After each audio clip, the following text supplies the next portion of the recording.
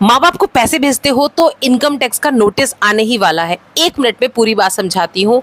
मेरे ही क्लाइंट के बच्चे जो एनआरआई थे यानी कि फॉरेन में सेटल थे, उन्होंने अपने पेरेंट्स के अकाउंट में कुछ पैसे भेजे। पैसे क्या भेजे? यानी कि उनके इंडियन रेजिडेंट अकाउंट में डायरेक्टली पैसे भेजे।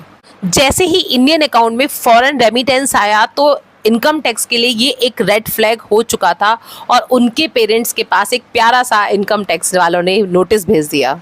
वैसे देखा जाए तो लीगली ये गलत नहीं है, पेरेंट्स को बच्चे पैसे भेज सकते हैं, लेकिन अगर आप एनआरआई हैं तो आप एक ट्रिक यूज कर सकते हैं। इस ट्रिक से आपके पास कभी भी इस तरह का इनकम टैक्स का नोटिस नहीं आएगा। एनआरआईज को सबसे पहले अपने इंडिया के एनआरई अकाउंट में ये पैसा भेजना होगा।